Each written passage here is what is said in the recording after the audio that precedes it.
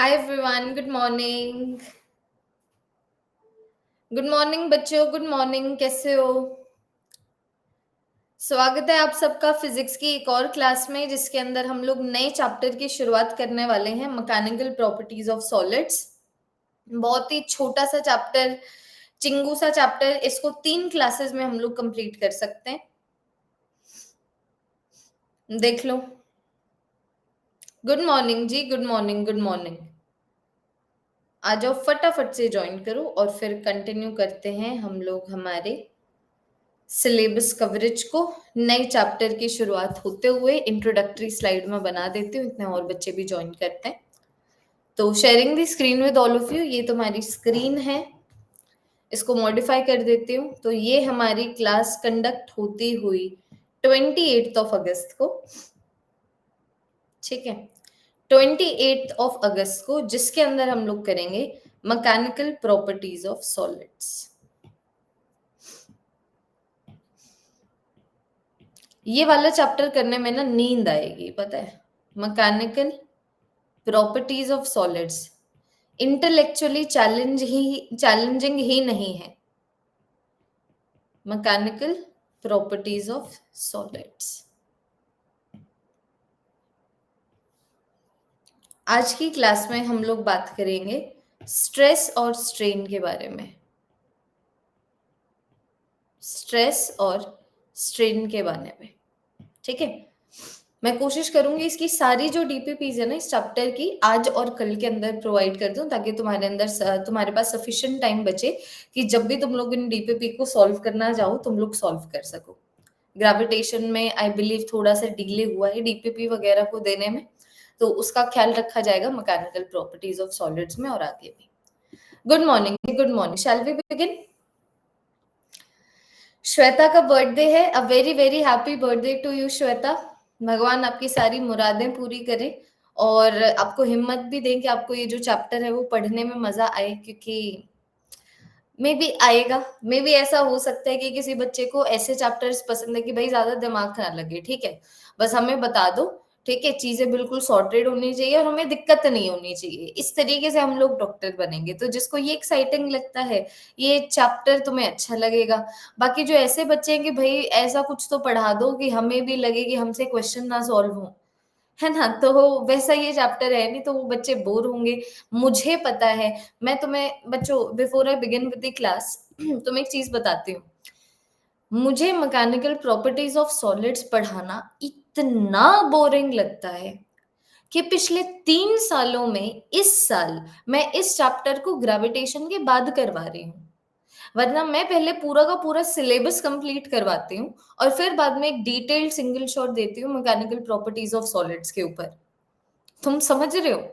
मतलब मैं तुम लोगों को सिर्फ इस चीज की कितनी बड़ी है ये चीज वो समझाना चाहती हूँ कि मैं ये वाला चैप्टर 3 सालों में पहली बार ग्रेविटेशन के चैप्टर के बाद करवा रही हूँ, क्योंकि मुझे तो ये चैप्टर पढ़ाने में बिल्कुल भी नहीं मजा आता। देयर इज नो चैलेंज, बस बच्चों को बताओ यस नो बोल देंगे, आगे बढ़ो, वो वाला सीन हो जाता है ना। अच्छा, तुम लोग लकी लकी हो सकता है ना। चलो, तो मैकेनिकल प्रॉपर्टीज ऑफ सॉलिड्स के बारे में बात करते हैं। एक बार जरा सा यहाँ पर हेडिंग नंबर 1 डाल दो, stress and strain. Stress and strain. सबसे पहले मैं तुम लोगों को ना इनके मतलब समझाती हूँ, फोकस करती हूँ स्ट्रेस के ऊपर। डू यू ऑल रिमेम्बर बच्चों, हम लोग प्रेशर करते हैं, हम प्रेशर के बारे में पढ़ते हैं कि मान लो फॉर एग्जांपल ये छोटी सी एक सरफेस एरिया थी, इसके ऊपर मैंने एफ का फोर्स लगा दिया, तो मैंने जो प्रेशर अप्लाई किया है that is force divided by area. तो जैसे न्यूटन के थर्ड लॉ ऑफ मोशन में एक्शन रिएक्शन नहीं होता, तो तुम ये लगा लो एक्शन प्रेशर है, रिएक्शन स्ट्रेस है। कि जब मैंने इतना प्रेशर अप्लाई किया इस बॉडी के ऊपर, इस बॉडी के अंदर इतना स्ट्रेस प्रोड्यूस हो गया, मतलब इस बॉडी के अंदर इतना फोर्स प्रोड्यूस हो गया पर यूनिट एरिया, जो अब उसके शेप और साइज को चेंज कर सकता है। तो शेप और साइज, शेप साइज कॉन्फ़िगरेशन को चेंज करने के लिए आता है स्ट्रेस। उसकी वजह से आता है बॉडी के अंदर डिसकन्फिगरेशन, और उस डिसकन्फिगरेशन को हम लोग डिफाइन करते हैं एक फिजिकल क्वांटिटी से जिसका नाम है स्ट्रेन। तो तुम्हारे सिलेबस में 3 तरीके के स्ट्रेन है। एक लॉन्गिट्यूडनल स्ट्रेन है, मतलब कितना चेंज इन लेंथ है बाय इनिशियल लेंथ। एक तुम्हारे पास वॉल्यूमेट्रिक स्ट्रेन है, मतलब कितना चेंज इन वॉल्यूम है बाय इनिशियल वॉल्यूम। एक एरियल स्ट्रेन भी है, कितना चेंज इन एरिया है बाय इनिशियल एरिया। ठीक है, तो धीरे धीरे इस चीज को समझते हैं, but I am hoping you all have got the idea. अब सारे बच्चे स्क्रीन के ऊपर ध्यान देंगे, नोट मेकिंग के ऊपर ध्यान देंगे। So what is stress? Stress is the force per unit area developed in a body.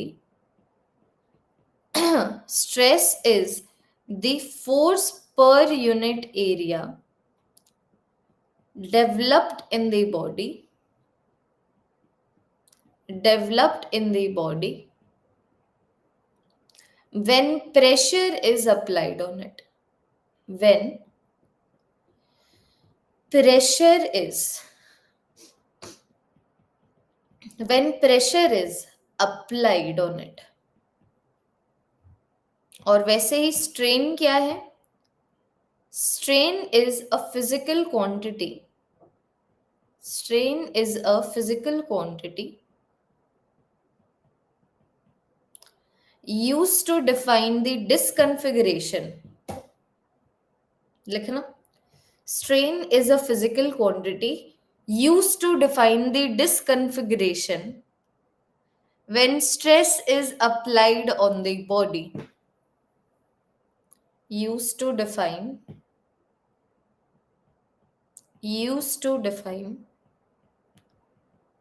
the disconfiguration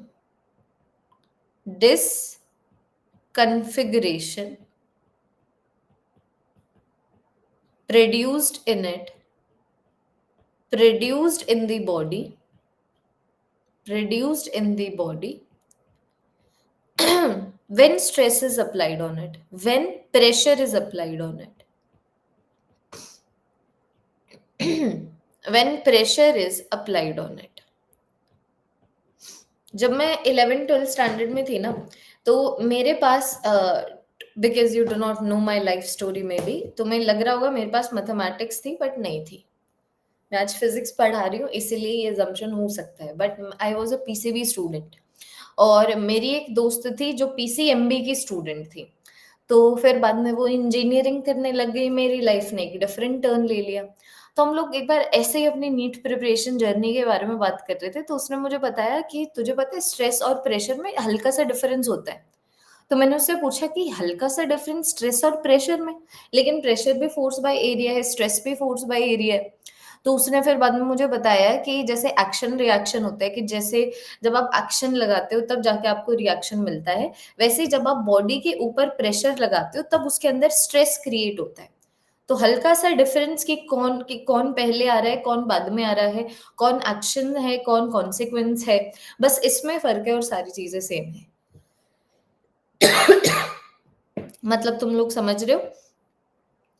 pressure applied on the body, pressure is applied on the body, body के ऊपर मैंने pressure लगाया। अब यहाँ पर वेक्टर शेक्टर का scene नहीं है, वो वाली मैकेनिक्स नहीं है इस चैप्टर में। Pressure is applied on the body, stress is produced in the body. Order क्या है? Stress is produced in the body, उसके बाद strain is produced in the body. Strain is produced in the body, produced in the body. ये है तुम्हारे पास order of sequence जब भी तुम लोग एक बॉडी के ऊपर प्रेशर लगाते हैं। So this chapter is not about applying pressure.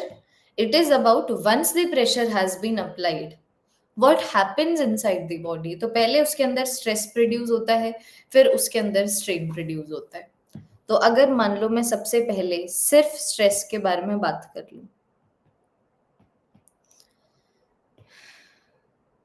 Stress के बारे में, अब अगर मान लो मैं यहां पर बात कर लूं, तो मान लो फॉर एग्जांपल ये एक कुछ एरिया है, देखना, मान लो ये इस तरीके से एक एरिया आ गया ए का। दो सिनेरियोज हो सकते हैं कि या तो मैं इसके ऊपर इस तरीके से फोर्स लगा दूं बच्चों। अब ये है ना कि मैं कैसा भी फोर्स लगा के स्ट्रेस नहीं प्रोड्यूस कर सकती, या तो मैं इसके ऊपर इस तरीके से फोर्स लगा दूं, ठीक है, या फिर मान लो मैं इस बॉडी के ऊपर ऐसे फोर्स लगा दूं, या फिर मान लो मैं इस बॉडी के ऊपर ऐसे फोर्स लगा दूं। तो अगर मान लो मैं स्ट्रेस को यहाँ पर डिफाइन करती हूँ, तो यहाँ पर स्ट्रेस कितना आ गया, यहाँ पर स्ट्रेस आ गया एफ का फोर्स लगा है ए की एरिया के ऊपर, कि ए एक्चुअली में ए के अंदर दबाव प्रोड्यूस हुआ है, जहां पर मैंने फोर्स लगाया वहां पर डिसकन्फिग्रेशन प्रोड्यूस हुई है। लेकिन अब अभी अगर मान लो मैं सेकंड वाले केस की बात करूं, तो मेरे पास एरिया भी था और मैंने फोर्स भी लगाया, लेकिन मैंने इस बॉडी को दबाया नहीं। जब मैं ऐसे फोर्स लगा रही हूं, मैंने इस बॉडी को दबाया नहीं, तो यहाँ पर स्ट्रेस की वैल्यू क्या होगी, 0।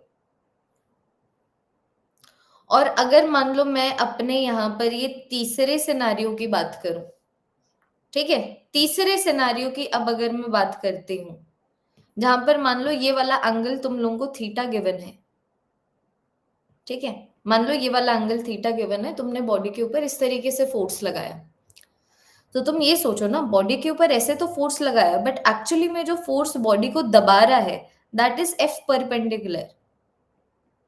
तो अगर तुम लोगों को यहाँ पर स्ट्रेस डिफाइन करना है, तो तुम बोलोगे एफ परपेंडिकुलर का फोर्स लगा एक ही एरिया के ऊपर।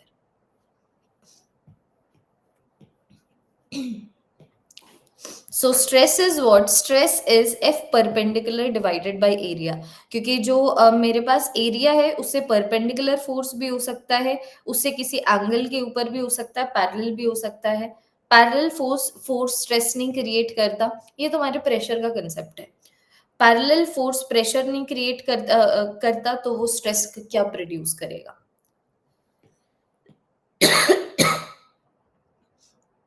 लिखो।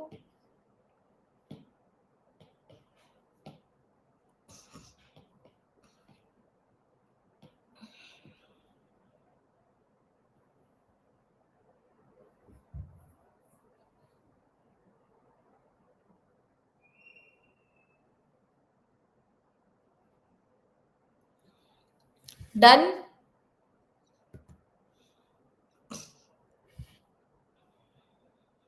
ठीक है, अब यहाँ पर आना सेकंड पॉइंट के ऊपर। तो इसके यूनिट्स और डायमेंशंस ऑब्वियस सी बात है, कौन से वाले हो जाएंगे, प्रेशर के हो जाएंगे। कि अगर मानो मैं इसके एसआई यूनिट की बात करूं, तो वो हो गया मेरे पास पास्कल, या तो मैं बोल दूं न्यूटन पर मीटर स्क्वायर। न्यूटन पर मीटर स्क्वायर को ही पास्कल बोलते हैं, साइंटिस्ट का नाम है तो कैपिटल पी आएगा यहाँ पे। और वैसे अगर मान लो मैं इसके डायमेंशंस की बात करूं, तो डायमेंशंस याद नहीं रखे जाते, निकाले जाते हैं। फोर्स मेरे पास आ गया mlt-2, एरिया मेरे पास आ गया एल का स्क्वायर, तो डायमेंशंस क्या बने, ml-1 t-2। देखो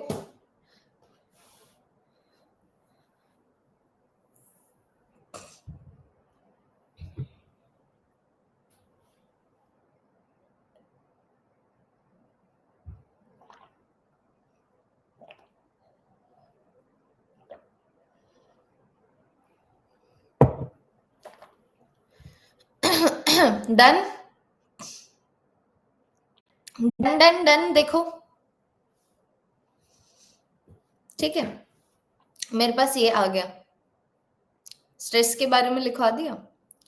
अब यहां पर आ जाओ, स्ट्रेन के बारे में बात करते हैं। बी पॉइंट में जरा सा स्ट्रेन के बारे में बात करते हैं।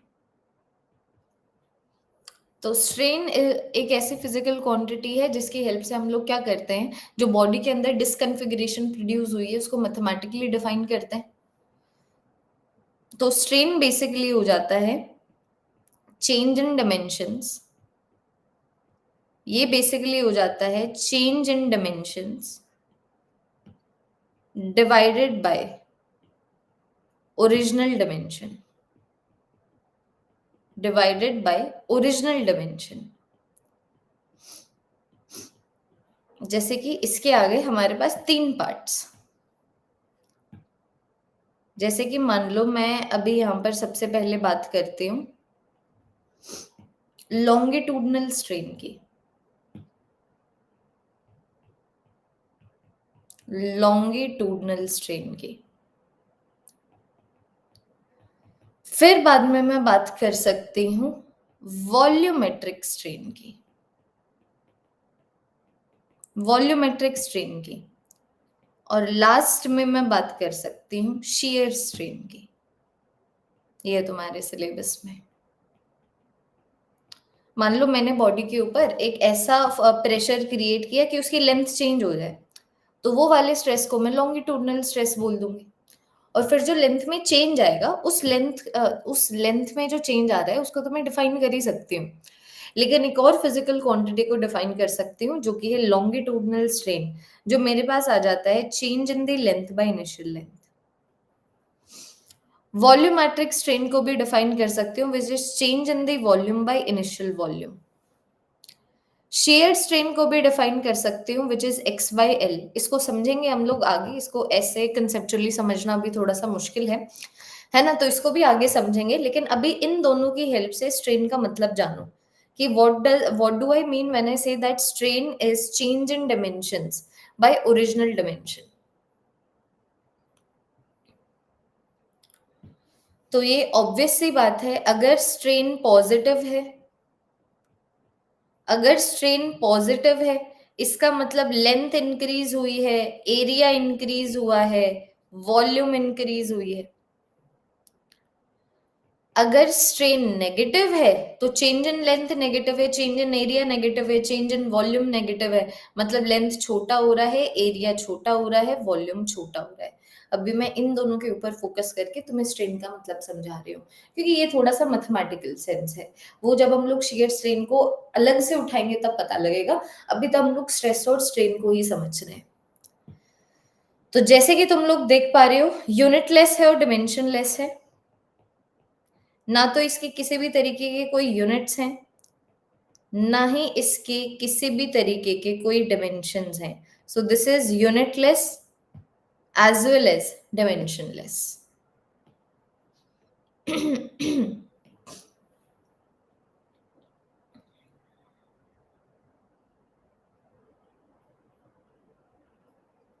लिखो एक बार।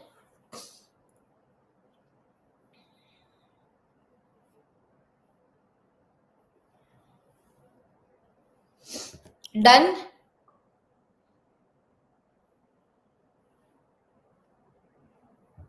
जब मैं बोलूं शेयर स्ट्रेन को छोड़ दो तो इसका मतलब क्या है कि उसके ऊपर क्वेश्चंस हैं कमेंट सेक्शन में। इतना ओवर स्मार्ट नहीं बनना है ना, छोड़ दो मतलब छोड़ दो।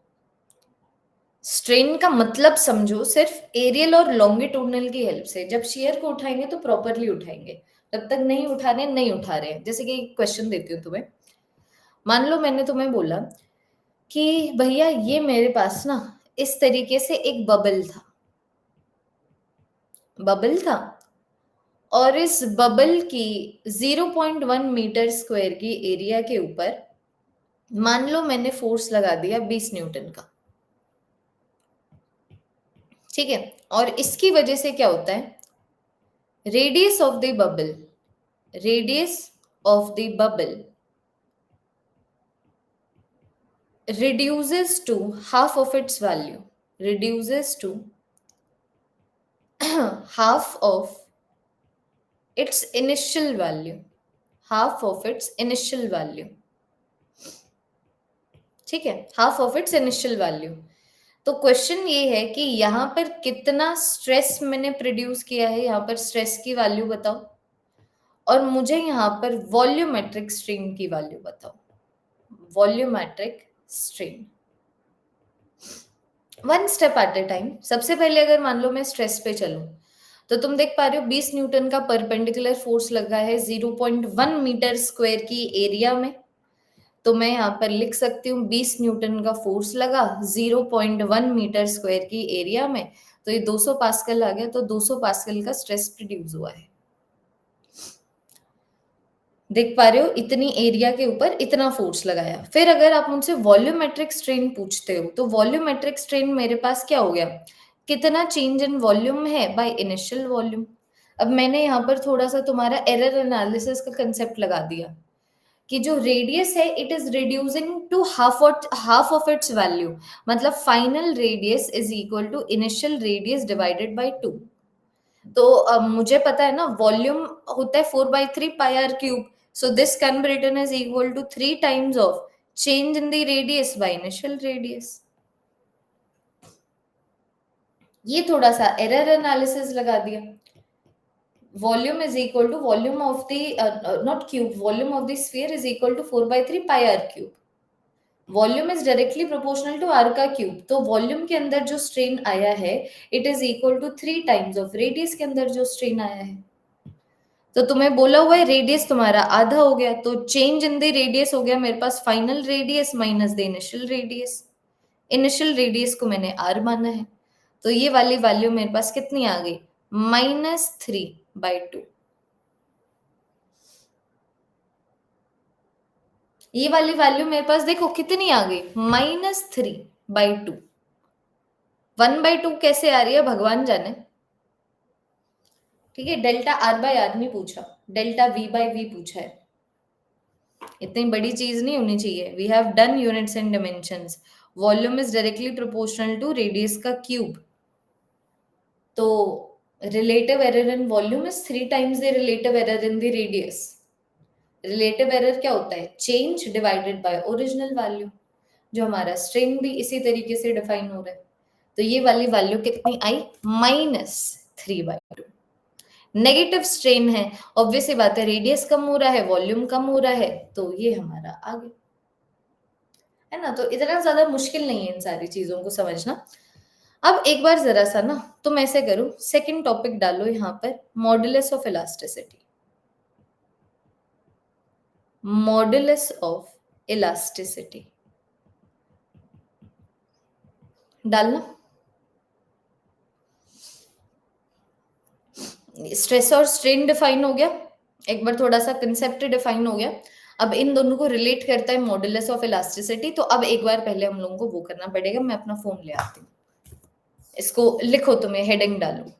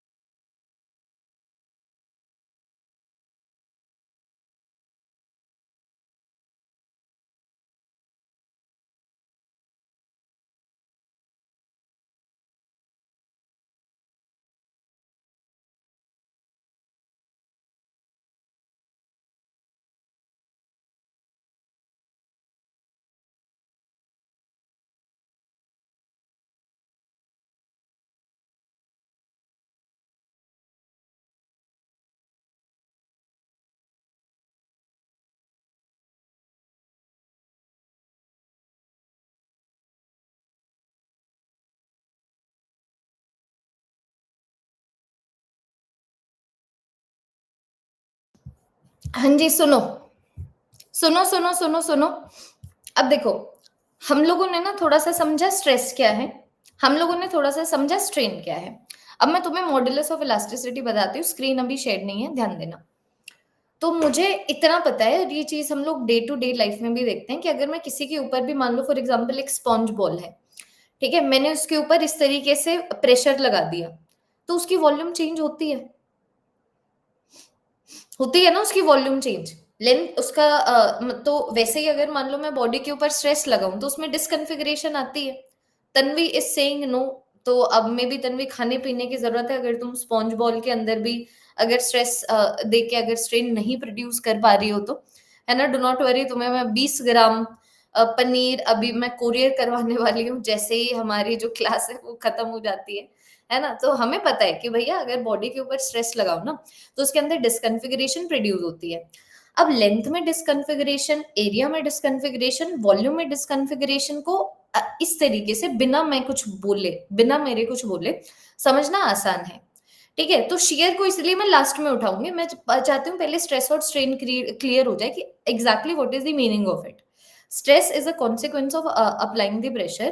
Strain is a physical quantity used to define the disconfiguration in length, area and volume, easy to understand. हमने सिर्फ ऑल दो यहाँ पर सिर्फ लेंथ और वॉल्यूम लिया है, क्योंकि तुम्हारे जो मॉडुलस ऑफ इलास्टिसिटी है, जो स्ट्रेस और स्ट्रेन को रिलेट करते हैं, क्योंकि तुम देखो ना, मान लो फॉर एग्जाम्पल ये बॉक्स है, मैंने इसके ऊपर 10 पास्कल का स्ट्रेस लगा दिया, और एक जगह मैं स्पॉन्ज बॉल ले लूं, मैंने इसके ऊपर भी 10 पास्कल का स्ट्रेस लगा दिया, तो अब इस बॉडी में अलग डिसकन्फिगरेशन प्रोड्यूस होगी, इस स्पॉन्ज में अलग डिसकन्फिगरेशन प्रोड्यूस होगी। तो मैं बोल दूंगी ना कि यार जो हार्डनेस है बॉडी की, ठीक है, जो कड़क, जो नहीं ऐसे कड़क बॉडी है, रिजिड बॉडी है, तो उसके ऊपर अगर मैं स्ट्रेस लगाऊं तो इतना कुछ सिग्निफिकेंट स्ट्रेन प्रोड्यूस नहीं होता है। लेकिन अगर मान लो पुतली पुतली सी बॉडी है, पुची पुची सी बॉडी है, उसके ऊपर अगर मैं स्ट्रेस लगा दूं तो बहुत आसानी से स्ट्रेन प्रोड्यूस हो जाता है। तो हमने सोचा कि ये जो स्ट्रेस लगाने से, स्ट्रेस के प्रोड्यूस होने से स्ट्रेन आता है बॉडी के अंदर, इनको रिलेट करना चाहिए, क्योंकि अलग अलग स्ट्रेस डिफरेंट डिफरेंट बॉडी में अलग अलग स्ट्रेन प्रोड्यूस करेगा। तो हमने सोचा कि हम क्यों ना बॉडीज के लिए ही एक फिजिकल क्वांटिटी डिफाइन कर दें, जिससे हम ये बता पाए कि कितना स्ट्रेस प्रोड्यूस करने से कितना स्ट्रेन प्रोड्यूस होता है। तो वो जो हमारा बच्चों फिजिकल क्वांटिटी है, that is the modulus of elasticity. Continue करते हैं इसको। तो देखो, modulus of elasticity is what? Modulus of elasticity is defined for a body. ये स्ट्रेस से एसोसिएटेड नहीं है, स्ट्रेन से एसोसिएटेड नहीं है, it is physical property of a body. This is a physical property of a body, of a body. तो basically I can say modulus of elasticity, modulus of elasticity for a body is equal to stress produced in the body, stress produced in the body, stress produced in the body divided by strain produced in the body। लिखना एक बार, divided by the strain produce in the body. तो stress strain तुम देखो यहाँ पर सिर्फ introduce हुआ है, अब एक्चुअल बात जो स्ट्रेस, स्ट्रेन और मॉडुलस ऑफ इलास्टिसिटी के बारे में होगी वो इस टॉपिक के ऊपर होगी। तो तुम लोग देख पा रहे हो, स्ट्रेन के तो कोई डायमेंशंस होते नहीं है, तो मॉडुलस ऑफ इलास्टिसिटी के वही डायमेंशंस होंगे जो स्ट्रेस के डायमेंशंस हैं। तो अगर मान लो मैं इसके एसआई यूनिट को डिफाइन करना चाहूँ तो एसआई यूनिट इसका न्यूटन पर मीटर स्क्वायर ही है, जिसको मैं पास्कल भी बोल दूंगी। और अगर मानो मैं इसके डायमेंशंस की बात करूं तो डायमेंशंस इसके वही है जो स्ट्रेस के डायमेंशंस होते हैं, अभी हम लोगों ने डिराइव किए थे, ml-1 t-2, ml-1 t-2। अब देखो सिलेबस की बात है कि तुम्हारे सिलेबस में किन तरीके के स्ट्रेस है, किन तरीके के स्ट्रेन है, और किन तरीके के मॉडुलस ऑफ इलास्टिसिटी है। तो बच्चा जी, आपके सिलेबस में ना 3 तरीके के मॉडुलस ऑफ इलास्टिसिटी हैं, 3 तरीके के मॉडुलस ऑफ इलास्टिसिटी हैं। स्लो चैप्टर है बच्चों, मैं अब क्या अब तो मैं कैसे बताऊं, ये वाला चैप्टर मुझे पढ़ाना क्यों नहीं पसंद, मुझे ही नींद आ जाती है। तुम्हें पता भी नहीं लगेगा, 3 क्लासेस में चैप्टर खत्म हो जाएगा डिटेलिंग में, पीवाईक्यूज के साथ और अच्छे अच्छे क्वेश्चंस के साथ। एक तो मेरे पास आ गया Young's modulus of elasticity. Young's modulus of elasticity, जिसको हम कैपिटल वाई से डिनोट करते हैं। एक मेरे पास आ जाता है बल्क मॉडुलस ऑफ इलास्टिसिटी, जिसको हम लोग बी से डिनोट करते हैं। और एक मेरे पास आ जाता है शियर मॉडुलस ऑफ इलास्टिसिटी। एक मेरे पास आ जाता है शियर मॉडुलस ऑफ इलास्टिसिटी, जिसको हम लोग के से डिनोट करते हैं, या फिर नीटा की हेल्प से डिनोट कर दो इसको। के की हेल्प से भी डिनोट किया जाता है, नीटा की हेल्प से भी डिनोट किया जाता है। तो तुम देखो अभी मॉडुलस ऑफ इलास्टिसिटी अच्छे से डिफाइन हो रहा है, फिर डी पॉइंट में सिर्फ इसके बारे में बात करेंगे, फिर ई पॉइंट में सिर्फ इसके बारे में बात करेंगे, फिर एफ पॉइंट में सिर्फ इसके बारे में बात करेंगे। उससे पहले मैं क्वेश्चंस कैसे लूं, तो यंग्स मॉडुलस ऑफ इलास्टिसिटी मेरे पास आ जाएगा कितना स्ट्रेस मैंने प्रोड्यूस किया है, कितना स्ट्रेस मैंने दिया है, डिवाइडेड बाय उसकी वजह से लॉन्गिट्यूडनल स्ट्रेन कितना आया है, उसकी वजह से लॉन्गिट्यूडनल स्ट्रेन कितना आया है, मतलब लेंथ के अंदर स्ट्रेन कितना आया है। फिर मेरे पास आ जाता है बल्क मॉडुलस ऑफ इलास्टिसिटी, जो वॉल्यूम से एसोसिएटेड होता है। तो ये मेरे पास आ जाएगा मैंने कितना स्ट्रेस अप्लाई किया है, डिवाइडेड बाय उसकी वजह से बॉडी के अंदर वॉल्यूमेट्रिक स्ट्रेन कितना आया है। और मेरे पास शियर मॉडुलस ऑफ इलास्टिसिटी हो जाता है मैंने बॉडी के अंदर कितना स्ट्रेस अप्लाई किया है, डिवाइडेड बाय उसकी वजह से शियर स्ट्रेन कितना आया है।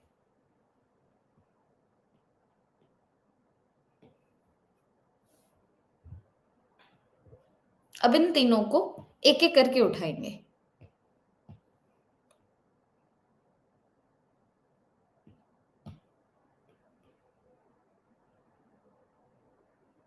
लिखो।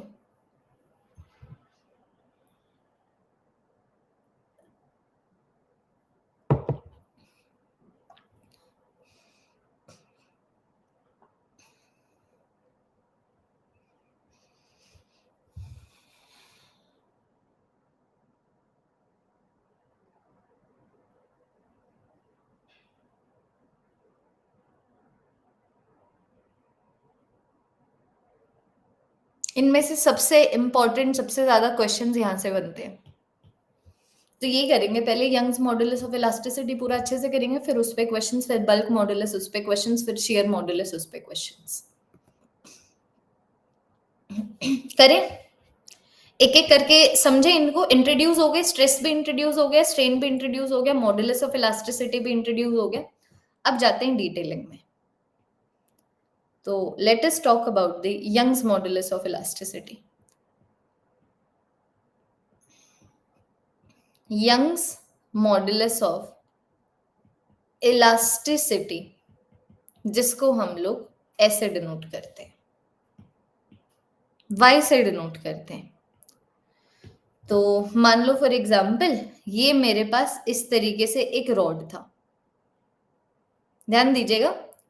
मान लो मेरे पास ये इस तरीके से एक रॉड था, इसकी ये एरिया ए है, इस एरिया के ऊपर मैंने एफ का फोर्स लगाया।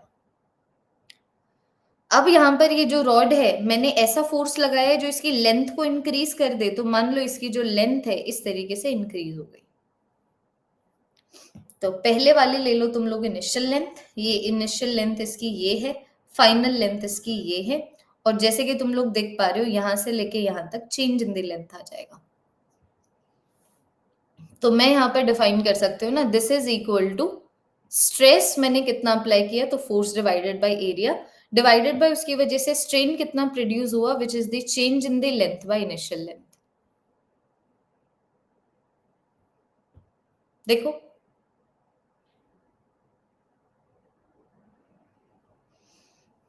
मैं इसको इक्वेशन बेसिस के फॉर्मेट में आगे भी लेके जा सकती हूँ, that y is equal to f multiplied by initial length by area multiplied by final length minus initial length, mathematical sense में। चेंज इन लेंथ हो गया ना, final length minus the initial length. तो मेरे पास आ गया Y A final length minus Y A initial length is equal to F initial length. तो बच्चा जी मेरे पास आ गया Y A final length is equal to initial length को कॉमन लेके एफ प्लस वाई ए।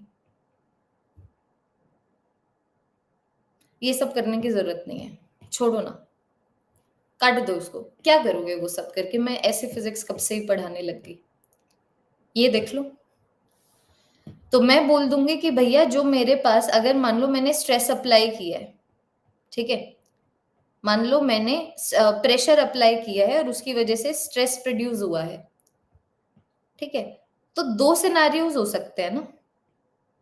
ये देखो, दो सिनारियोज हो सकते हैं। हमारा एक सिनारियो ये हो सकता है large strain is produced, large strain is produced. एक सिनारियो ये हो सकता है स्मॉल स्ट्रेन इज प्रोड्यूस्ड, कि या तो बड़ा स्ट्रेन प्रोड्यूस हो गया या छोटा स्ट्रेन प्रोड्यूस हो गया। तो मैंने कुछ स्ट्रेस अप्लाई किया, तो अगर उसकी वजह से बड़ा स्ट्रेन प्रोड्यूस होता है, अगर डिनोमिनेटर बड़ा है तो मॉड्यूलस ऑफ इलास्टिसिटी छोटा हो गया। तो अगर लार्ज स्ट्रेन प्रोड्यूस हुआ है तो मॉड्यूलस ऑफ इलास्टिसिटी की वैल्यू स्मॉल है, और अगर छोटा स्ट्रेन प्रोड्यूस हुआ है तो मॉड्यूलस ऑफ इलास्टिसिटी की वैल्यू लार्ज है। इसका मतलब मैं ये बोल सकती हूँ, greater is the Young's modulus of elasticity, greater is the Young's modulus of elasticity, more difficult it is, more difficult it is to produce strain in the body, to produce strain in the body। एक बार जरा सा ये लिखना।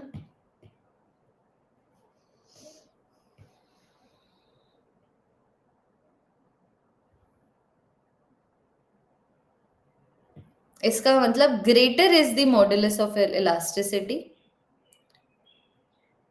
मोर elastic is the body, more elastic is the body. एक बार जरा सा ये लिखो।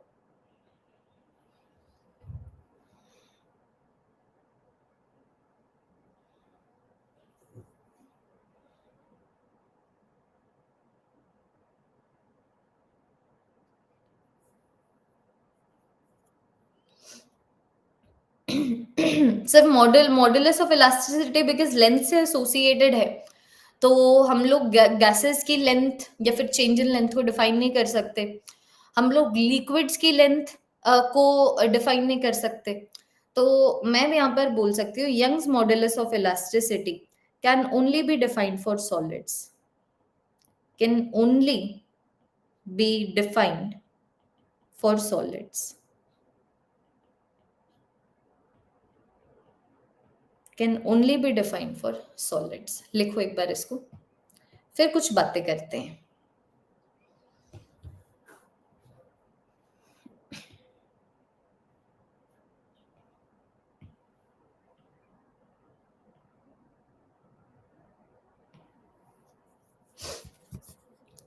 समझो एक बार, ठीक है।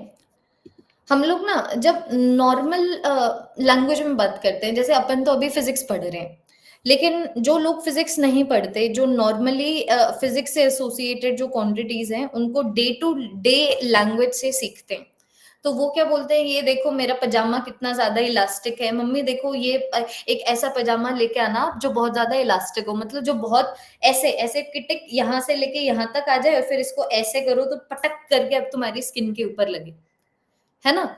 तो जब हम लोग डे टू डे लाइफ में बात करते हैं तो इलास्टिक का मतलब होता है बहुत इजीली स्ट्रेच हो जाता है। ऐसे मैं इसको अपने पजामे को ऐसे करके ऐसे करूं, ये स्ट्रेच हो गया, और फिर बाद में इसको छोड़ दूं, पटक करके स्किन पे लगा, है ना। तो इलास्टिक की जो डेफिनेशन है हमारी डे टू डे लाइफ में, that is wrong, that is what, that is wrong.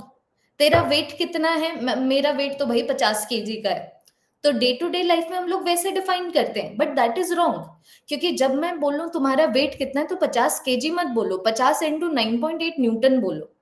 वैसे मैं तुम लोगों को अब यहाँ पर फिजिक्स की सेंस में बात कर रही हूँ कि ज्यादा इलास्टिक का मतलब ज्यादा स्ट्रेचेबल या फिर ज्यादा कंप्रेसिबल नहीं। ज्यादा इलास्टिक का मतलब उसके अंदर डिसकंफिगरेशन लेके आना, उसको स्ट्रेच करना, उसको कंप्रेस करना कंपैरेटिवली डिफिकल्ट है। Do you all understand? तो अगर मान लो मैं तुमसे पूछूं रबर बैंड ज्यादा इलास्टिक है कि आयरन रॉड ज्यादा इलास्टिक है, which one is more elastic? Rubber band ज्यादा इलास्टिक है कि आयरन रॉड ज्यादा इलास्टिक है? Very good, iron rod is more elastic. तुम समझे? तो वही मैंने तुम लोगों को यहां पर लिखवाया है कि मॉड्यूलस ऑफ इलास्टिसिटी जिसका ज्यादा बड़ा होगा वो ज्यादा इलास्टिक है। तो मॉड्यूलस ऑफ इलास्टिसिटी के ज्यादा होने का मतलब ये है कि स्ट्रेस अप्लाई करके उसके अंदर स्ट्रेन प्रोड्यूस करना मुश्किल है। मतलब जिसको तुम लोग ज्यादा से ज्यादा डिफिकल्टी के साथ कॉन्फ़िगर कर पाओ वो उतना ही ज्यादा इलास्टिक है। बाकी because modulus of elasticity length से एसोसिएटेड है, हम इसको गैसेस के लिए, लिक्विड्स के लिए डिफाइन नहीं कर पाएंगे। सॉलिड के लिए length, change in length define करना इजी है, इसलिए हम लोग इसको सॉलिड्स के लिए डिफाइन करते हैं। Let us do some questions. ऐसा ही चैप्टर है, कभी तुम्हें लग रहा हो अभी तक ये चैप्टर ऐसा है, मे बी आगे जाके थोड़ा सा इंटरेस्टिंग होगा। जैसे ये वाला टॉपिक भी इंटरेस्टिंग होने लगेगा, टॉपिक खत्म हो जाएगा, फिर नेक्स्ट टॉपिक आएगा बिल्कुल इसी तरीके का। जैसे कि मान लो मैंने तुम्हें बोला कि भैया ये मेरे पास एक रॉड है ध्यान देना, ठीक है, ये मेरे पास एक रॉड है, इसकी इनिशियल लेंथ होगी 2 मीटर और इसके यंग्स मॉड्यूलस ऑफ इलास्टिसिटी की वैल्यू है 10 न्यूटन पर मीटर स्क्वायर, 10 न्यूटन पर मीटर स्क्वायर। और मान लो मैंने इसके अंदर स्ट्रेस प्रोड्यूस किया है, फोर्स अप्लाई करके मैंने इसके अंदर स्ट्रेस प्रोड्यूस किया है 4 न्यूटन पर मीटर स्क्वायर का। तो अब मैंने तुमसे इसकी फाइनल लेंथ पूछी हुई है कि देखो मैंने इसके ऊपर ऐसे फोर्स लगाया, ऐसे फोर्स लगाया, फिर स्ट्रेस प्रोड्यूस किया। तो अगर स्ट्रेस मैंने इतना प्रोड्यूस किया है, बॉडी का यंग्स मॉड्यूलस ऑफ इलास्टिसिटी इतना है, इनिशियल लेंथ इतनी है, फाइनल लेंथ बतानी है। तो मैं तुम लोगों को यहाँ पर एक फॉर्मूला नहीं लिखवा रही थी, फिर मैंने उसको कैंसिल आउट कर दिया था। वो फाइनल लेंथ का फॉर्मूला था। कौन करता है फाइनल लेंथ का फॉर्मूला? चेंज इन लेंथ निकालो, तुम डिफाइन करो। देखो डिफाइन करो, मॉड्यूलस ऑफ इलास्टिसिटी कितना हो जाएगा, कितना स्ट्रेस प्रोड्यूस किया है डिवाइडेड बाय स्ट्रेन कितना प्रोड्यूस हुआ है। तो मॉड्यूलस ऑफ इलास्टिसिटी है 10, स्ट्रेस मैंने 4 का लगाया है, तो डेल्टा एल बाय एल की वैल्यू मैं यहां से निकाल सकती हूँ ना। देखो डेल्टा एल बाय एल की वैल्यू तुम्हारे पास कितनी आ गई, 2/5। तो चेंज इन द लेंथ निकालो, चेंज इन द लेंथ आ गया 2/5 times of the initial length. ये इनिशियल लेंथ है, इनिशियल लेंथ 2 गिवन है, तो ये मेरे पास आ गया 4/5 मीटर। अब स्टेप 2 में फिर जाओ कि भैया देखो फाइनल लेंथ होगी, इनिशियल लेंथ कितनी थी plus change in the length कितना आया। तो इनिशियल लेंथ थी 2 मीटर और उसके अंदर change in the length produce कर दिया हम लोगों ने 4/5 मीटर का। तो ये मेरे पास क्या आ गया, ये मेरे पास आ गया 14/5 मीटर, या फिर ये वाली वैल्यू मेरे पास आ गई 2.8 मीटर।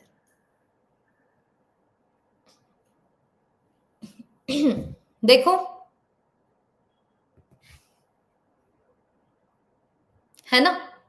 एक और क्वेश्चन, क्वेश्चन से मैथमेटिकल अंडरस्टैंडिंग सिर्फ क्वेश्चन से बढ़ती है। मैंने तुम्हें बोला ये एक वॉल है, देखना ये एक वॉल है, वॉल से इस तरीके से एक रॉड अटैच्ड है, ठीक है। इसके एरिया ऑफ क्रॉस सेक्शन की वैल्यू है 0.1 मीटर स्क्वायर और यहां पर मैं एफ का फोर्स लगा रही हूं। तो तुम्हें बोला हुआ है अगर मॉड्यूलस ऑफ इलास्टिसिटी इस रॉड के लिए 0.01 न्यूटन पर मीटर स्क्वायर है, how much force must be applied on the rod to triple its length? How much force must be applied on the rod, must be applied on the rod to triple its length, to triple its length? ये सारी चीजें provided है, तो पहले decode करो, decode करो कि तुम्हें अगर लेंथ को ट्रिपल करना है तो मान लो अगर उसकी ओरिजिनल लेंथ L है तो तुम लोग L से लेके 3L तक जाना चाहते हो। इसका मतलब तुम चेंज इन लेंथ प्रोड्यूस करना चाहते हो 2L का, तो खत्म करो ना, मॉडुलस ऑफ इलास्टिसिटी से डिफाइन करना शुरू करो। तुम्हारे पास और कोई वे ऑफ अप्रोच ही नहीं है। तो मॉडुलस ऑफ इलास्टिसिटी हो गया स्ट्रेस बाय स्ट्रेन लॉन्गिट्यूडनल। तो मॉडुलस ऑफ इलास्टिसिटी मेरे पास आ गया 0.01। ये देखो मॉडुलस ऑफ इलास्टिसिटी आया 0.01। स्ट्रेस आ गया जब एफ का फोर्स लगा है 0.1 मीटर स्क्वायर की एरिया पे। स्ट्रेन मेरे पास आ गया change in length by the initial length. तो ये तुम्हारे पास आ गया F multiplied bye L divided by 0.1 multiplied by 2L। तो तुम्हें यहाँ पर F की वैल्यू ही तो निकालनी है। देखो L से L गया, तुम्हारे पास आ गया 0.01 is equal to F divided by 0.2, और तुम्हारे पास F की वैल्यू कितनी आ गई 0.002 न्यूटन। कि अगर मैं इतना फोर्स लगा दूं तो मैं यहाँ पर लेंथ को ट्रिपल कर सकती हूँ। लेंथ को ट्रिपल करना है ना, तो तुम्हें L से लेके 3L तक जाना है। L से लेके 3L तक जाना है, तो मैं मान सकती हूँ ना कि अगर मान लो मैं अपनी इनिशियल लेंथ को L लूं तो मेरा चेंज इन लेंथ 2L आ जाता है।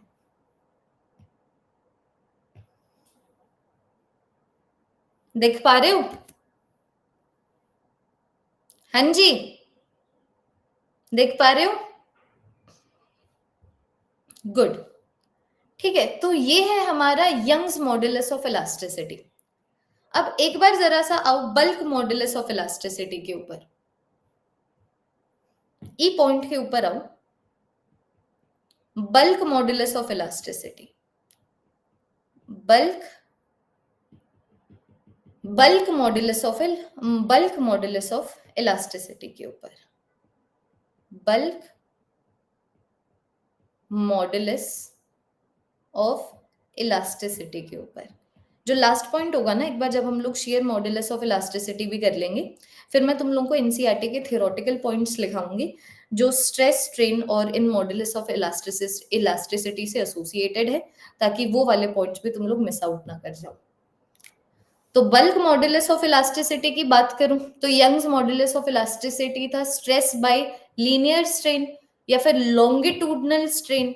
वैसे ही बल्क मॉडुलस ऑफ इलास्टिसिटी हो जाता है मेरे पास stress divided by volumetric strain. देखो,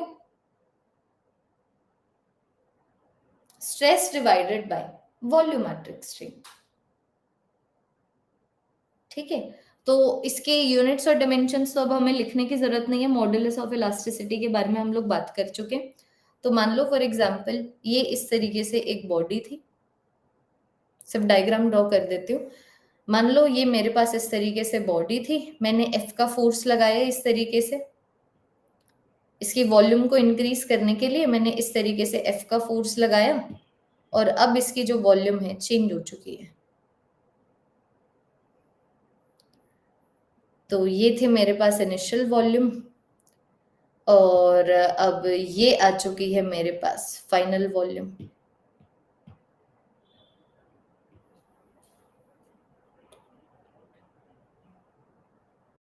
stress divided by volumetric strain. तो दोबारा से मैं यहाँ पर अभी बिकॉज ये वॉल्यूम से एसोसिएटेड है, इसको मैं सॉलिड्स, लिक्विड्स और गैसेस सबके लिए डिफाइन कर सकती हूँ। Can be defined for solids, liquids and gases. अब एक चीज हम लोग ऑलरेडी लिख चुके हैं भैया, देखो मॉडुलस ऑफ इलास्टिसिटी में उसका एक और वर्जन यहाँ पर लिख देते हैं। बल्क मॉडुलस ऑफ इलास्टिसिटी की वैल्यू हाई होने का मतलब ये है it is more difficult to change its volume. It is more difficult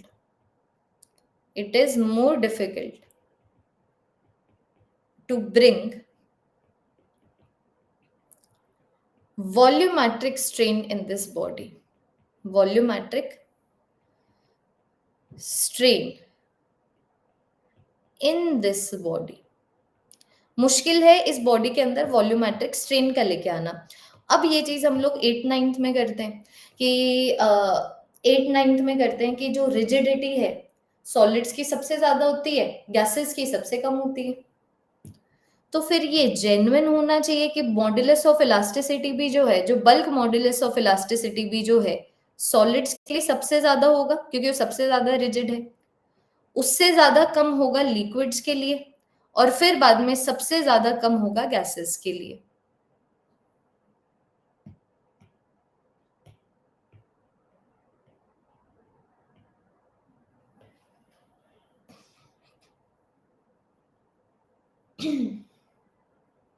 देखो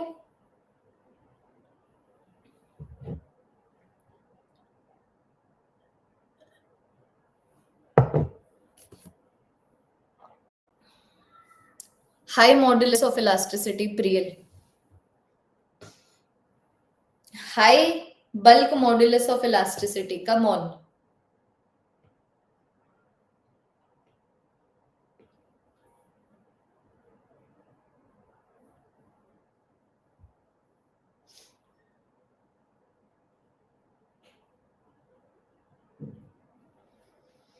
इसके अंदर एक और पॉइंट लिखाऊंगी, लेकिन सबसे पहले मैं क्वेश्चन करवाऊंगी, वैसा लिख लो।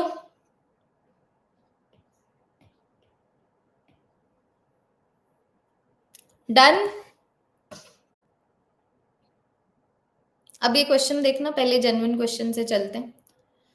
तो मान लो मैंने तुम्हें बोला कि भैया ये मेरे पास एक बबल गम था, ठीक है, ये मेरे पास एक बबल था, इसके बल्क मॉड्यूलस ऑफ इलास्टिसिटी की वैल्यू है 20 न्यूटन पर मीटर स्क्वायर, 20 न्यूटन पर मीटर स्क्वायर। अब क्वेश्चन तुमसे यहां पर ये पूछा हुआ है, how much stress must be produced in it, must be produced, how much stress must be produced in the bubble to double its radius, to double its radius। तो तुम लोग सीधा सीधा बोलो, रेडियस को डबल करने का मतलब ये है कि हम लोग वॉल्यूम को 6 टाइम्स इंक्रीज कर रहे हैं। हाँ जी, रेडियस को डबल करने का मतलब ये है कि हम लोग वॉल्यूम को 6 टाइम्स मल्टीप्लाई कर रहे हैं, क्योंकि अगर मेरे पास डबल है आर के रेडियस का, तो इसकी वॉल्यूम कितनी होगी, 4/3 पाई आर क्यूब ना, आर का क्यूब। तो अगर मैं यहाँ पर इस बबल के रेडियस को डबल कर रही हूँ, वॉल्यूम 6 टाइम्स हो रही है, मतलब तुम v से लेके 6v तक जा रहे हो। तात्पर्य इसका क्या है कि अगर आप यहां पर इनिशियल वॉल्यूम को v लेते हैं तो आपको चेंज इन वॉल्यूम 5v लेना है। और खत्म, फिर डिफाइन करो modulus of elasticity, bulk modulus of elasticity कितना आ गया, stress divided by volumetric strain. तो तुम्हारे पास आ गया 20 इज इक्वल टू कितना स्ट्रेस मैंने अप्लाई किया है डिवाइडेड बाय उसकी वजह से कितना स्ट्रेन प्रोड्यूस हुआ है, तो change in volume 5v, initial volume v। तो यहाँ पर स्ट्रेस की वैल्यू देखो कितनी आ गई, स्ट्रेस की वैल्यू आ गई तुम्हारे पास 100 पास्कल्स। जो इजी है वो है, sorry sorry sorry sorry 8 times होगा, सही कह रहे हो, अपॉलॉजीज। 2 का क्यूब 8 होता है, वॉल्यूम यहाँ पर 8 टाइम्स हुई है, वॉल्यूम यहाँ पर 8 टाइम्स हुई है, मतलब हम v से लेके 8v तक जा रहे हैं, मतलब चेंज इन वॉल्यूम 7v है। करेक्शन कर देती हूँ, thank you so much for bringing this to my notice. तो चेंज इन वॉल्यूम आ गई 7v, अगर मैं इनिशियल वॉल्यूम को v लेती हूँ तो स्ट्रेस की वैल्यू आ गई 140 पास्कल्स। अब ठीक है, बिल्कुल सही बोला तुमने, 8 टाइम्स हो जाएगा, रेडियस डबल हुआ है तो वॉल्यूम हमारा 8 टाइम्स हो जाएगा, ठीक है। तो ये तो हो गया जहां पर हम लोग क्या कर रहे हैं ना, जहां पर हम लोग डील कर रहे हैं bulk modulus, change in volume और वॉल्यूम से, इनिशियल वॉल्यूम से। अब ऐसा सेम क्वेश्चन डेंसिटी की टर्म्स में भी बन सकता है, ठीक है। मान लो मैंने तुम्हें बोला कि मेरे पास एक लिक्विड है, ठीक है, मैंने बोला मेरे पास एक लिक्विड है जिसके बल्क मॉड्यूलस ऑफ इलास्टिसिटी की वैल्यू है 4 न्यूटन पर मीटर स्क्वायर। क्वेश्चन अब ये है, हाउ मच स्ट्रेस, अगर मैं तुम लोगों को फ्लूइड मैकेनिक्स करवा चुकी होती ना, तो एक ऐसा क्वेश्चन बनता है जहां पर तुम्हें पूछा जाता है कि तुम पानी के कितने नीचे जाओ, ठीक है, तुम पानी के कितने नीचे जाओ सच दैट पानी की डेंसिटी इतने परसेंटेज से चेंज हो जाए। बट उसमें फ्लूइड मैकेनिक्स के गॉज प्रेशर का कंसेप्ट लग रहा है जो अभी तक हम लोगों ने किया नहीं है, तो वैसे पीवाईक्यूज भी अभी तक हम लोग नहीं सॉल्व कर सकते। तो उसका उसके अंदर फ्लूइड मैकेनिक्स को माइनस करके जो क्वेश्चन बनता है वो मैं बता रही हूँ कि मान लो एक लिक्विड है जिसके बल्क मॉडुलस की वैल्यू है इतनी। So how much stress must be applied on the liquid? Must be applied on the liquid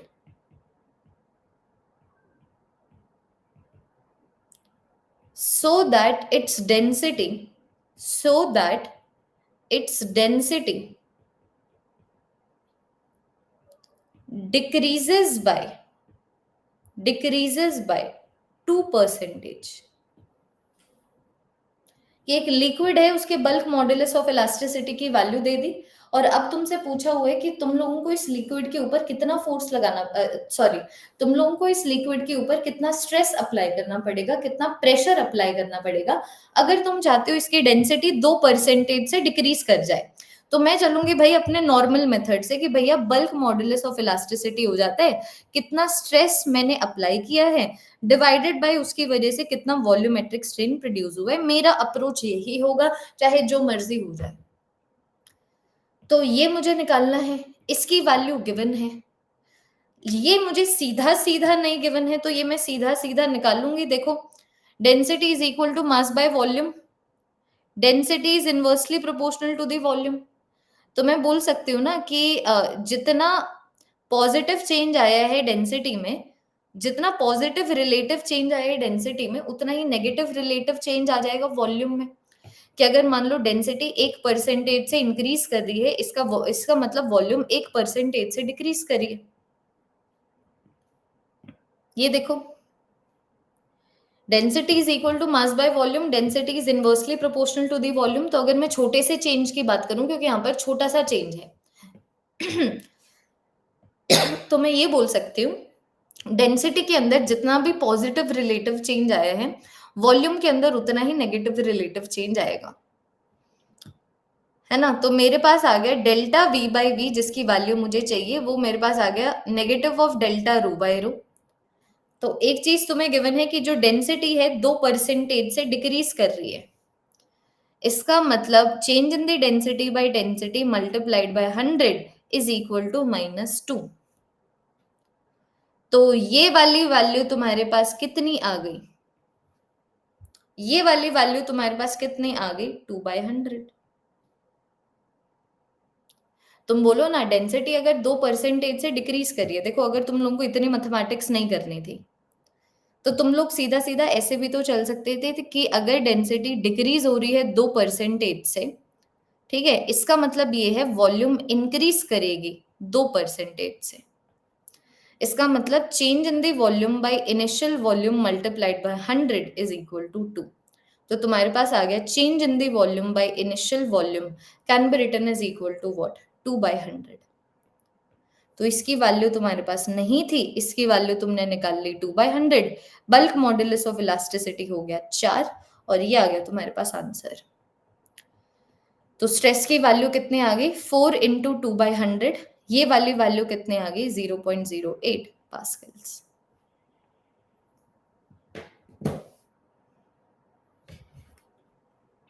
कि डेंसिटी 2% से डिक्रीज करी, मास तो सेम है, तो वॉल्यूम 2% से इंक्रीज करा, वॉल्यूम 2% से इंक्रीज करा, तो वॉल्यूम कितने परसेंटेज से इंक्रीज करा, that is equal to change in the volume by initial volume multiplied by 100। ये 2 है। मुझे मेन फॉर्मूला में delta V by initial volume चाहिए, delta V by initial volume मेरे पास आ गया 2/100। पीवाई क्यूज दिखाती हूँ तुम्हें, पीवाई क्यूज दिखाती हूँ और फिर आगे बढ़ते हैं।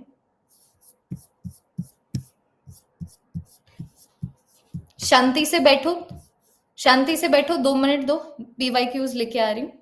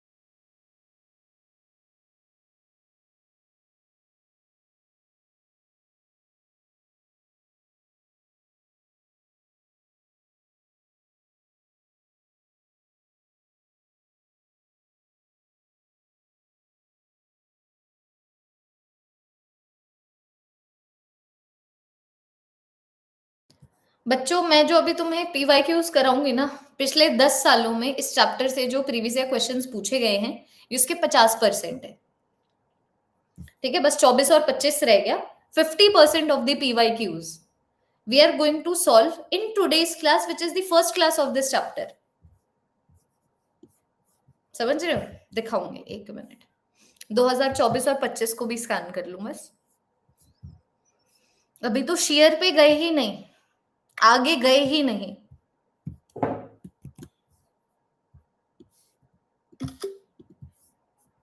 एक क्वेश्चन आता है वरना आता ही नहीं है। इसका जो सबसे इंपॉर्टेंट टॉपिक है that is the modulus of elasticity.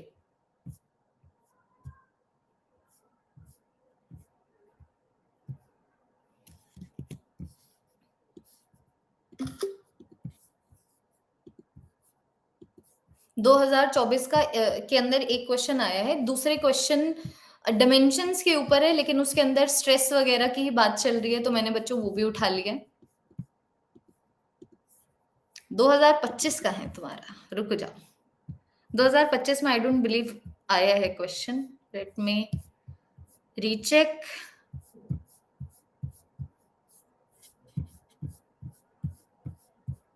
Nineteen, 22, 23, 24, 25, 26, 27, 30, 31, 28, 32, 29, 33, 34, 38, 35, 6, 7 नहीं है, नहीं है, नहीं है, नहीं है, नहीं है, नहीं है, नहीं है।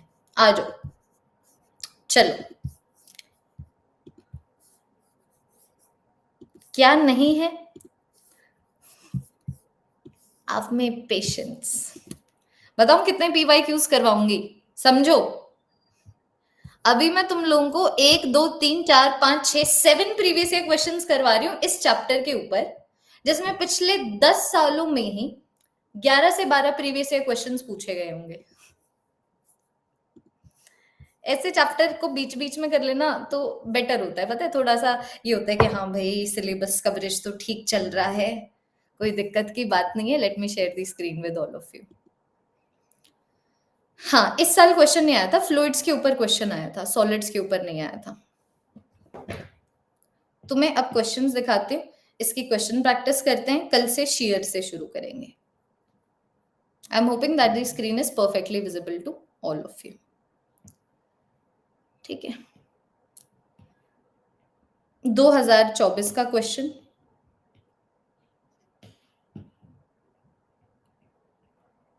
ठीक है, ये है वो डिमेंशंस वाला जिसको मैंने इसी चैप्टर का काउंट कर लिया। 2024 का क्वेश्चन।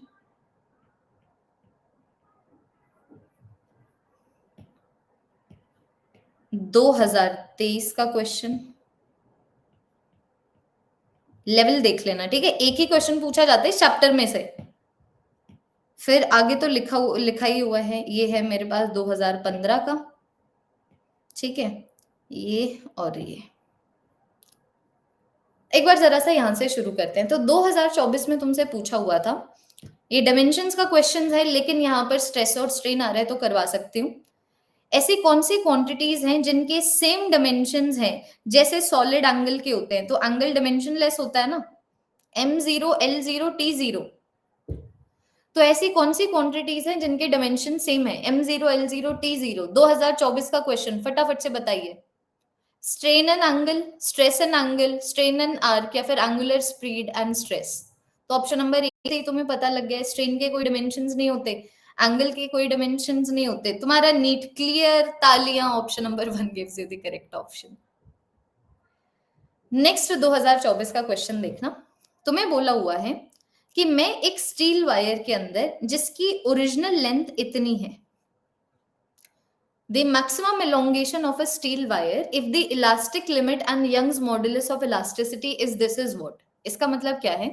अगर स्टील वायर इतने लेंथ की है, अगर स्टील वायर इतने लेंथ की है, ठीक है, उसकी इलास्टिक लिमिट का मतलब मैं उसके अंदर कितना मैक्सिमम स्ट्रेस प्रोड्यूस कर सकती हूँ, अगर वो इतना है और मॉडुलस ऑफ इलास्टिसिटी इतना है, तो बताओ, जब मैं बॉडी के ऊपर मैक्सिमम स्ट्रेस लगाती हूँ, जिसको इलास्टिक लिमिट बोला जाता है, तो इस बॉडी के अंदर मैक्सिमम एलोंगेशन कितना प्रोड्यूस होगा? तुम्हारे पास एक ही इक्वेशन है, क्या करोगे? Modulus of elasticity is equal to stress by strain. अब देख लो कौन कौन सी चीजें गिवन है। तो ये वाली वैल्यू गिवन है मेरे पास 2 इंटू 10⁻11।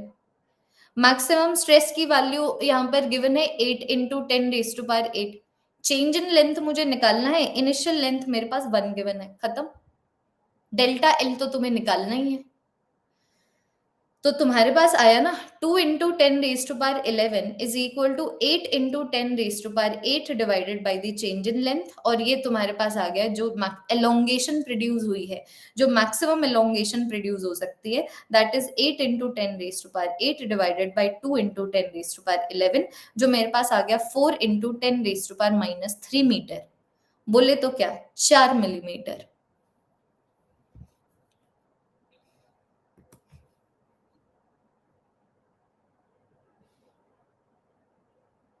है ना? What is elastic limit?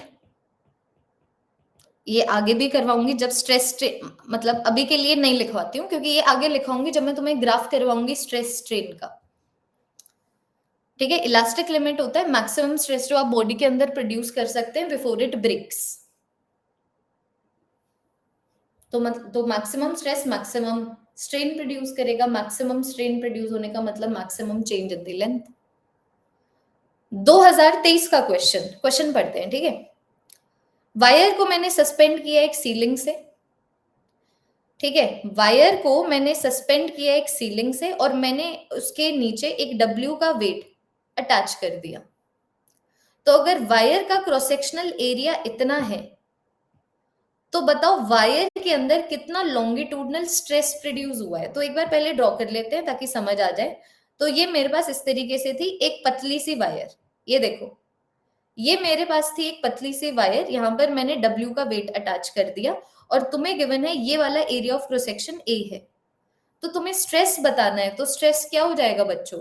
Stress हो जाएगा कि मैंने इस वायर के ऊपर, वायर के अंदर कितना स्ट्रेस प्रोड्यूस हुआ है, it will be equal to what? It will be equal to मैंने वायर के ऊपर कितना फोर्स लगाया डिवाइडेड बाय वायर के कितने एरिया के ऊपर वो फोर्स लगा। तो तुम देखो ना, मैंने अगर डब्ल्यू वेट को अटैच किया हुआ है, तो यहाँ पर फोर्स कितना लगा? डब्ल्यू का। तो वायर का, तो मैंने वायर के अंदर फोर्स प्रोड्यूस किया डब्ल्यू का, मैंने वायर के ऊपर फोर्स लगाया डब्ल्यू का, जो लगा एक ही एरिया ऑफ क्रॉस सेक्शन के ऊपर। तो स्ट्रेस कितना प्रोड्यूस हुआ? डब्ल्यू बाय ए। जज कर लो अब ये पीवाईक्यूज। आधे से ज्यादा पीवाईक्यूज आज की क्लास में हो रहे हैं। अभी तक तो हम लोगों ने कितनी चीजें नहीं करी हैं, ठीक है? अब देखना, पहले ऐसे ऐसे क्वेश्चंस करवाती हूँ, या तो एग्जैक्ट डेफिनेशन बेस्ड क्वेश्चंस आते हैं बच्चों, या फिर कंपैरिजन क्वेश्चंस आते हैं। अभी मैं डिफाइन करने वाले क्वेश्चंस करवा रही हूँ। एक बार ये क्वेश्चन देखना, ऐसा ही क्वेश्चन 2020 में पूछा गया था। तुम्हें बोला हुआ था कि एक वायर की लेंथ है L, उसका एरिया ऑफ क्रॉस सेक्शन है A, और वो हैंग कर रहा है एक सपोर्ट से, हैंग कर रहा है एक सपोर्ट से। तो तुम्हें बोला हुआ है कि जो वायर की जो लेंथ है ना, L से लेके L1 तक चली जाती है, जब हम लोग उसके ऊपर M का मास सस्पेंड करते हैं।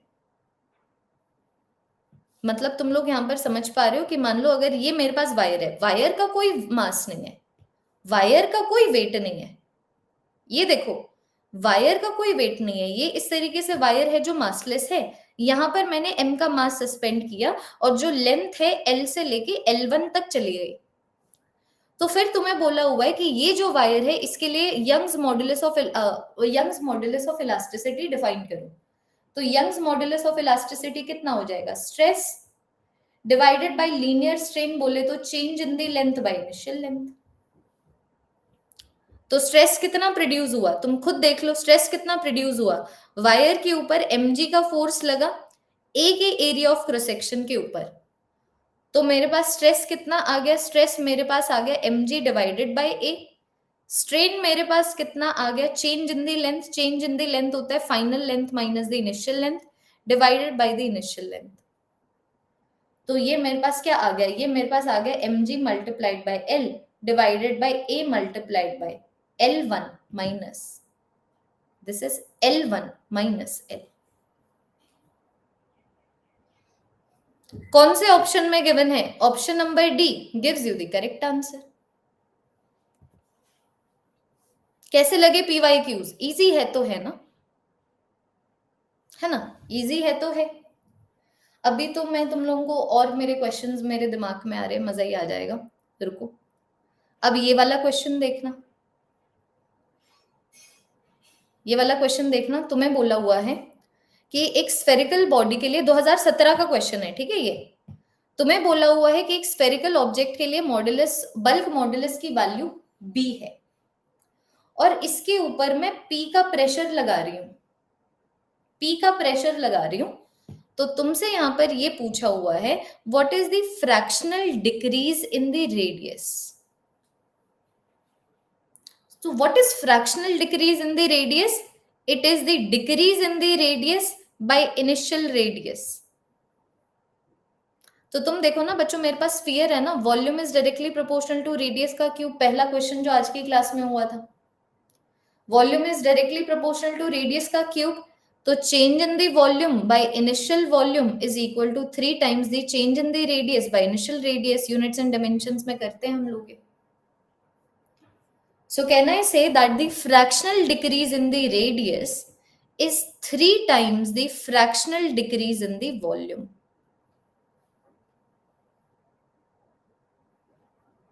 तो मुझे अब सिर्फ ये सब्स्टिट्यूट करना है। तो इसको सॉल्व करने के लिए मैं फिर चली कि भाई bulk modulus of elasticity B है, मैंने P का प्रेशर अप्लाई किया हुआ है और इसकी वजह से प्रेशर अप्लाई करने से वॉल्यूम डिक्रीज हो रहा है। तो ये आ गया फॉर्मूला। तो minus delta V by V की वैल्यू कितनी बन गई? P by B. उसको मैं यहां पर सब्स्टिट्यूट करूं तो ये मेरे पास आ गया 3P by B. Option number B. ध्यान से सुनो, fractional decrease in the radius. सबसे पहले तो तुम्हें बोला हुआ एक स्फीयर है, उसके ऊपर तुम प्रेशर अप्लाई कर रहे हो। स्फीयर के ऊपर अगर मैं प्रेशर अप्लाई कर रही हूँ तो उसका वॉल्यूम डिक्रीज हो जाएगा, रेडियस डिक्रीज हो जाएगा। तो मुझे तो पता ही है कि volume is directly proportional to radius का क्यूब, और मुझसे पूछा हुआ है fractional decrease in the radius. इसका मतलब decrease in the radius divided by initial radius, ये पूछा हुआ है। ओ ओ ओ ओ ओ ओ रुको रुको रुको रुको रुको। So this is equal to this ना, 1/3 times the fractional decrease in the volume. तो ये मेरे पास आ गया इतना। ये देखो, इसके हिसाब से minus delta R by R is equal to 1/3 times of minus delta V by V. तो अब मुझे सिर्फ ये वाली वैल्यू सब्स्टिट्यूट करनी है। देखो, मुझे सिर्फ यहाँ पर ये वाली वैल्यू सब्स्टिट्यूट करनी है, वो मैं अपने मेन फॉर्मूला से निकाल लूंगी कि बल्क मॉडुलस ऑफ इलास्टिसिटी हो गया कितना प्रेशर आया डिवाइडेड बाय कितना नेगेटिव वॉल्यूमेट्रिक स्ट्रेन प्रोड्यूस हुआ, क्योंकि सारे आंसर्स पॉजिटिव में हैं, मतलब हम लोग प्रेशर अप्लाई करके वॉल्यूम को डिक्रीज कर रहे हैं। तो minus delta V by V कितना आ गया? P by B. यहाँ पर सब्स्टिट्यूट कर दिया तो आंसर कितना आ गया? P by 3B। Option number सी।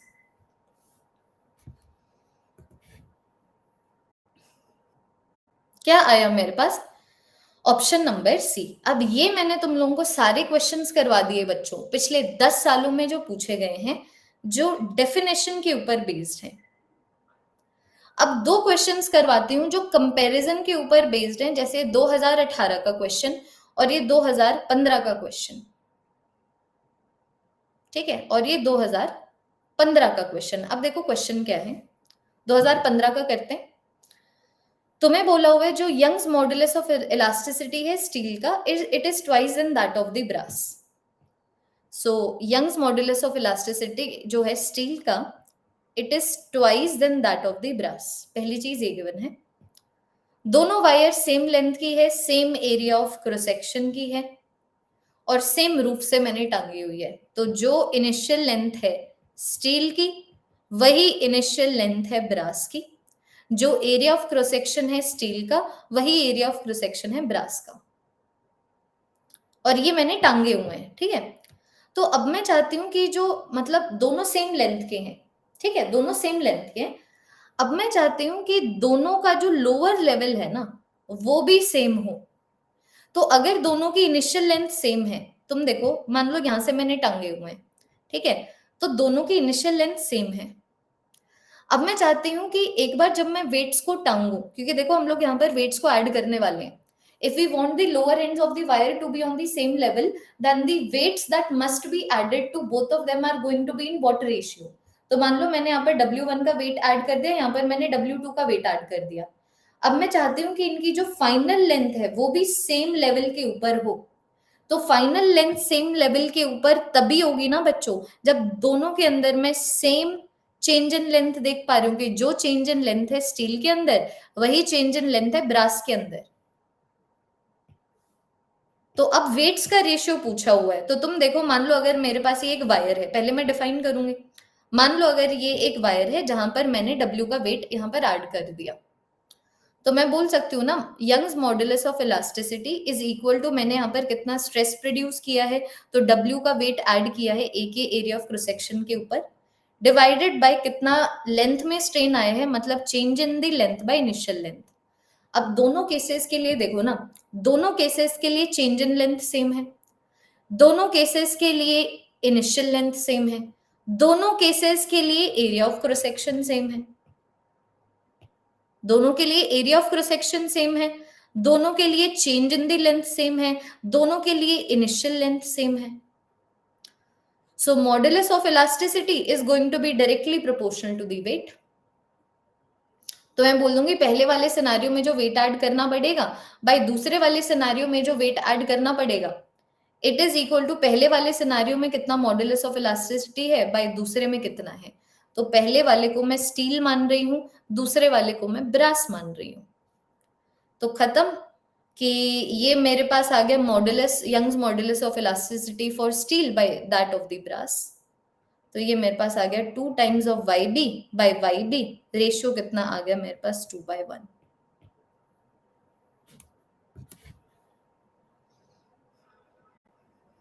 देखो दो सिनेरियोज दिए थे ना, कंपैरिजन वाले क्वेश्चंस हो गए। अब ये देखो 2015 वाला जो क्वेश्चन है बिल्कुल कंपैरिजन बेस्ड क्वेश्चन है, जहां पर कंसेप्ट ये कि एक वायर है, वेट अटैच्ड है, तो मॉडुलस ऑफ इलास्टिसिटी वायर का हो जाएगा कितना स्ट्रेस अप्लाई किया है, which is weight divided by area of the section divided by length में कितना स्ट्रेन प्रोड्यूस हुआ। अब सारी चीजें गिवन है, दोनों की इनिशियल लेंथ सेम है, दोनों की एरिया सेम है, मैंने वेट ऐड किया, फिर बाद में दोनों का जो लोअर एंड है सेम लेवल के ऊपर आता है। तो भैया जब इनिशियल लेंथ सेम है, फाइनल लेंथ सेम है, तो ऑब्वियस सी बात है चेंज इन दी लेंथ भी सेम है। तो modulus of elasticity becomes directly proportional to the weight, option number D. अब ऐसा ही क्वेश्चन 2018 का देख लो, रिपीटेशन का रिपीटेशन हो जाएगा। तुम्हें बोला हुआ है दो वायर्स हैं, सेम मटेरियल की बनी हुई है और दोनों की सेम वॉल्यूम है, दोनों की सेम वॉल्यूम है। जो पहली वाली वायर का एरिया ऑफ क्रॉस सेक्शन है वो ए है, जो दूसरी वाली वायर है उसका area of cross section 3a है। एक बार मैं सारी चीजों को बुलेटिन पॉइंट्स में लिखती जाऊंगी ताकि लास्ट में हौच पौच ना हो। तो दोनों सेम मटेरियल की है, मतलब दोनों के लिए, हाँ जी, लेंथ के बारे में बात कर रही है तो यंग्स मॉडुलस की बात करूंगी कि दोनों के लिए Young's modulus of elasticity same है, दोनों की वॉल्यूम सेम है, ठीक है, दोनों की वॉल्यूम सेम है। इस वॉल्यूम क्या होता है, एरिया मल्टीप्लाइड बाय लेंथ। तो पहले वाले की जो वॉल्यूम है वही मेरे पास दूसरे वाले की वॉल्यूम है। तुम्हें बोला हुआ है कि अगर पहले वाले के एरिया को तुम ए लो, तो जो दूसरे वाले का एरिया है उसको 3a लेना। तो यहां से मैं देख पा रही हूं ना कि अगर वॉल्यूम सेम है, तो अगर एरिया दूसरे वाले की ट्रिपल है, तो जो लेंथ है पहले वाले की ट्रिपल हो जाएगी। तो जो इनिशियल लेंथ है पहले वाले की और जो इनिशियल लेंथ है दूसरे वाले की, उसको मैं लिख सकती हूँ कि भैया वॉल्यूम सेम है, तो अगर एरिया दूसरे वाले का ट्रिपल है तो लेंथ पहले वाले का ट्रिपल हो जाएगा। यहां से मैं ये कंक्लूजन ड्राइव कर सकती हूँ ना, ये देखो यहां से कि वॉल्यूम सेम है, वायर सिलेंडर है, सिलेंडर का वॉल्यूम कितना होता है पाई आर स्क्वायर एल ना, कि मान लो अगर ये मेरे पास एक वायर है, ठीक है, तो इसका एरिया कितना हो गया, तो इसका वॉल्यूम कितना हो गया, एरिया मल्टीप्लाइड बाय लेंथ। तो दोनों का वॉल्यूम सेम गिवन है, लेकिन एरिया दूसरे वाले की ट्रिपल है, तो लेंथ पहले वाले की ट्रिपल हो जाएगी। अब आगे बढ़ूं तो आगे मुझे ये गिवन है, if the length of the first wire is increased by this on applying F force, how much force is needed to be applied on the second wire? How much force is needed to stretch the second wire by the same amount? तो पहले scenario को define कर लो ना, पहले scenario को define कर लो कि मान लो अगर Young's modulus of elasticity y है, तो अगर मैंने F का फोर्स लगाया है एक ही एरिया ऑफ क्रॉस सेक्शन के ऊपर, तो स्ट्रेन प्रोड्यूस हो जाता है change in the length by initial length. अब देख लो दोनों वायर्स के अंदर क्या क्या सेम है, फोर्स सेम नहीं है, मैं same change in the length produce करना चाहती हूं और कुछ भी सेम नहीं है। हाँ, एक मॉडुलस ऑफ इलास्टिसिटी भी सेम है, तो इस सिनेरियो में दोनों वायर्स सेम मटेरियल से बनी हुई है, तो मॉडुलस ऑफ इलास्टिसिटी सेम है, और दोनों वायर्स के अंदर मैं same change in length produce करवाना चाहती हूँ, तो ये वाली वैल्यू भी सेम है।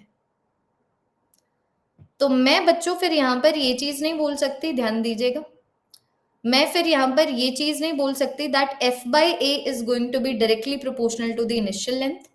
So force is going to be directly proportional to the initial length multiplied by area. Initial length multiplied by area क्या है? मेरा वॉल्यूम है।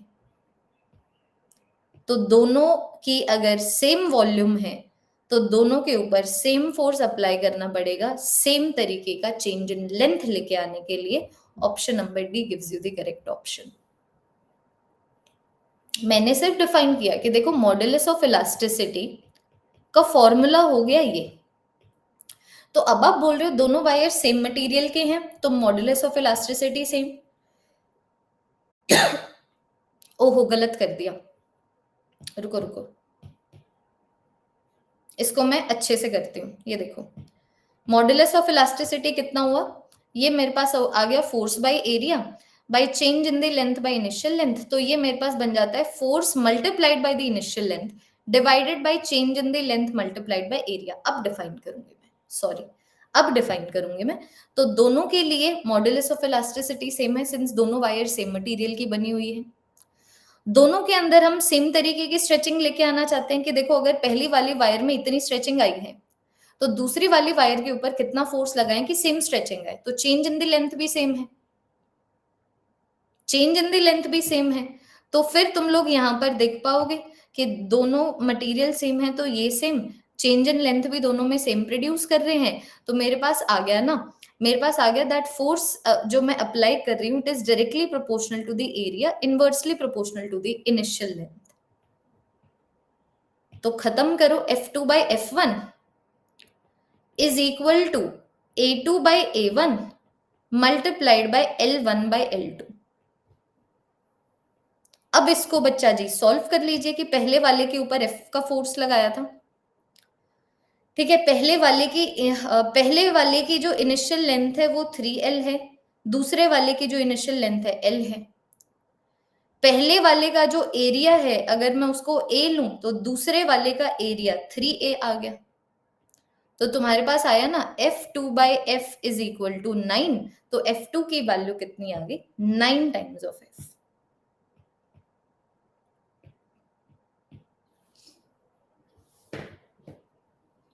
ये देखो दोनों कंपैरिजन बेस्ड क्वेश्चंस, केस दिया हुआ था, तो तुमने केसेस के लिए देखा कि दोनों केसेस के लिए क्या सेम है क्या डिफरेंट है। वेरी गुड क्वेश्चन, ठीक है, इतना करेंगे आज की क्लास में। और तुम देख लो 50% से ज्यादा पीवाईक्यूज तुम सॉल्व कर चुके हो, टेंशन नहीं लेनी है। अभी और भी क्वेश्चंस मैं तुम्हें मॉडुलस ऑफ इलास्टिसिटी पे करवाऊंगी, और भी कंपैरिजन बेस्ड क्वेश्चंस हम लोग क्लास में करेंगे, और फिर बाद में हम लोग चलेंगे इलास्टिक पोटेंशियल एनर्जी के ऊपर। इलास्टिक पोटेंशियल मतलब मैं तुम्हें क्या बताऊं, इस हफ्ते तैयार हो जाओ ये वाला चैप्टर भी इसी तरीके से कंप्लीट करने के लिए। बोरिंग नहीं लगा? पता नहीं यार, मुझे तो बहुत ही ज्यादा मौत आ गई। वरना तुम खुद बताओ क्लास के बीच में पीवाईक्यूज कहाँ करवाती हूँ मैं तुम्हें पीवाईक्यूज एडवांस क्वेश्चन की क्लास में करवाती हूँ जनरली, बट ये था कि भाई कुछ तो इंटरेस्टिंग है ना, मुझे भी तो थोड़ा सा मजा आए, तो पीवाईक्यूज तुम्हें करवा दिए। अब मिलते हैं फिर नेक्स्ट क्लास में। मिलते हैं कल सुबह 8 बजे इसी चैप्टर को आगे लेके जाने के लिए। कल खत्म कर देते हैं चैप्टर और फिर बाद में परसों को एडवांस क्वेश्चंस करते हैं इसी चैप्टर के ऊपर। ठीक है, ओके जी, bye bye, bye bye, take care, ख्याल रखो अपना, बाय बाय।